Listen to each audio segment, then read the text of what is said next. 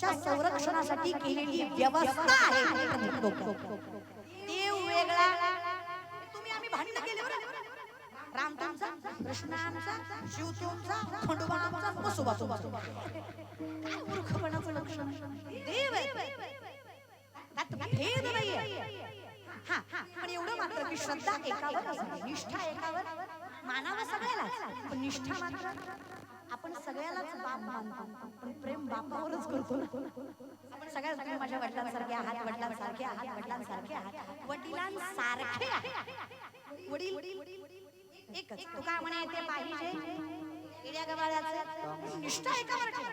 का फापट पसारा केला, प्रेमाचे वाटे केले, तर प्रेमाची पूर्तता मिळणार नाही. कोणी असावं, पत्नी सुद्धा आयुष्यात एकच असावी, हो की नाही. आता आमची वंद्या लय मिळालं कसं सांगू, तुझ्याकडे 16,108 केल्या, ते बरोबर जमतं तुम्हाला. डोकं वेगळं वापरायचं जरा. देवाची आपली बरोबर होऊ शकते का. कुशाल महाराज सांगतात त्यांनी एवढ्या केल्या, आम्हाला 2-4 केल्यामुळे काय होतंय. शेवड्या तू इकडे ये, तुला सांग काय आई शपथ सांगते का तुम्हाला काय होतं. डोकं वापरायचं ना दादा. हिंदू धर्मात जन्माला आलो रे, स्वतःची पत्नी सोडली तर प्रत्येक आई बहिणीकडे देवीच्या नजरेने बघा जात.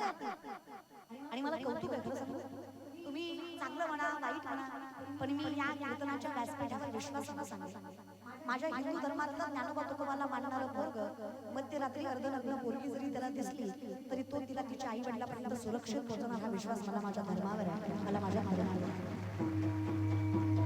100तला 1 पाया गेला म्हणून तुम्ही 99 तरुणांना नावं ठेवू शकत नाही. हा तोच तरुण आहे जे धर्माचं नाव घेतलं की जीव मनाला सुद्धा लावतो. हा तोच तरुण आहे पंक्ती वाढण्यापासून, पत्तरवाड्या उचलण्यापासून, महाराजांना नेण्यापासून, सप्त्याचे मंडप टाकण्यापासून, प्रत्येक माणसाला व्यवस्थित मंडपाच्या बाहेर रस्त्याला लावण्यापर्यंत सप्त्याची कामं करतात ती पोरं असतात. आयुष्यभर लक्षात ठेवा. जर तरुण नसते ना, सप्ते मोठे झाले. तुम्ही वाईट तरी आणि कशाच्या जीवावर वाईट म्हणता या पोरांना. तुमच्या ही म्हातारी माणसं नुसतं म्हणतात अरे पण का गेली बिडी फुकू फुकू तुझी थोबाड आत गेली उगाच थोडी गेली. 6च्या पुढे तुला घराची वाट नाही दिसली म्हणून उगाच थोडी गेली. अरे म्हातारे आपण दिसत नाही तुम्हाला. अरे हात थरथर कापतात तरी मारुतीच्या कट्यावर बसून पत्ते चालवतो. त्या ब्रह्मचारी मारुतीला राणी दाखवतो, हा गुणाचा. फक्त पोरच वाया गेली. हे म्हातारे बायका सुद्धा दारात बसून आजकालच्या काही पोरी येत नाही, ह्यांना काय लाज आहेत रे, आमच्या जमान्यात नव्हतं माय असं, आम्ही किती इज्जतीनं खाल्लं माय, किती कष्ट केलं माय, ह्यांना काय झालंय माय, सगळं आयत भेटलं माय. आय ऍक्सेप्टेड की जेवढं तुम्ही सहन केलं आम्हाला होणार नाही, जेवढं तुम्ही कष्ट केलं आमच्या पिढीला जमणार. माय आता बोलून काय फायदा. पण तुम्ही आता काय करता, मिसरीच तुमच्या मिसरीच्या वासानं गोठ्यातल्या म्हशीनं दूध द्यायचं बंद केलं. इतका भागर वास आहे मिसरीचा. आणि त्याच मिसरीच्या तोंडात नातवाचे पचा पचा मुकू देते, काहीच वाटत नाही. पण थोडं प्रामाणिक सांगा, व्यसन कुठलंही असू द्या, अंमली पदार्थ आहे की नाही, अंमली पदार्थ नशा साधारण ताक असू द्या, ताक जास्त प्रमाणात पिलं तर झोप जास्त अंमली पदार्थ आहेत. अंमली पदार्थ नशा करतात. आता जी बाई मिसरी चोळते आणि त्या 1.5-2 वर्षाच्या नातवाचं मुलगं घेती त्याला नशा होईल आणि त्याला मोठ्यापणी नशा करायची अवघड जाईल काय. महाराज कीर्तनाच्या व्यासपीठावर सांगतात, जिची सासू मिसरी चोळती राग आला तर येऊ द्या, लेकरू 5 वर्षाच्या पुढे जाईपर्यंत तिच्याकडे नाहीचं, तिनं मिसरी चोळली पाहिजे नातवासाठी, एवढं तरी करीत जा. आणि खरं आहे तुम्हाला खूप ताकद गरज नाही, तुमच्यात खूप ताकद आहे. The woman is an ideal manager, the woman is an ideal manager. सगळ्यात मोठी व्यवस्थापक स्त्री, मोठ्यातल्या मोठ्या उद्योजकाला व्यवस्थापन जमणार नाही ना, तुम्ही रोज करता पण तुमचा संसार कमी पैशात सुद्धा सामर्थ्यवंत होतो. ही ताकद तुमच्यात लय ताकद आहे. माय तुमच्यात लय गोड आहे. तुम्ही आई शपथ लय गोड आहे. खरंच गावाच्या बाया लय गोड आहे. आई शपथ लय गोड आहे. तुमचं तोंड सोडलं ना लय गोड आहे. लय खुश होऊ नका, तुम्ही बी गुणाचे नाही. हे बोलतात हे दिसतं, तुमच्यामुळे बोलतात हे नाही दिसत. काय लागतं बायकोला, आधीच सगळी माणसं त्रास देत असतात. सासूनं बोलावं, सासऱ्यानं बोलावं, जावेनं बोलावं, नदीनं हे बाबा अख्ख्या जगानं त्रास. फक्त नवऱ्यानं म्हणावं, सोबत आहे तुझ्या बाई सगळी संकट एका पायावर सहन करायची क्षमता ठेवते फक्त नवरा साथ देणार आता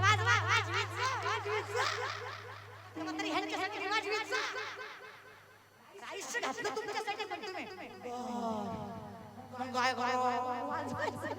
कौतुक दोन शब्द प्रेमाने बोलत जा काही लागत नाही बायकोला करेक्ट नाही ग संसारात कोण चांगला लागला खरंच गावच्या माय म्हणल्या अगं तुम्ही माझ्या पार्टीच्या आहे म्हणून तरी बोला बोलायला कुठे आपल्याला शिकवावं लागतं का ग नवरा बायकोचं भांडण लागलं बायको म्हणे तुम्हाला माझी कदर तुमचं घरदार शेतीवाडी आई बाप बहीण भाऊ सगळं मी सगळं मी एकटी सांभाळतो मी काय काय सांभाळतो नवरा म्हणला सगळं मी सांभाळतो तू फक्त तोंड सांभाळ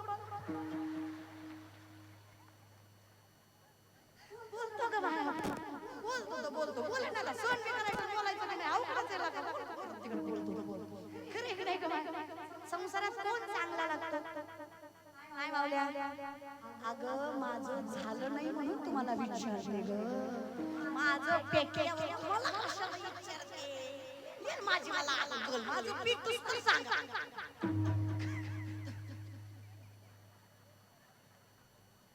माझ्यावर बोलल्यावर लय खसखस पेटली तुमची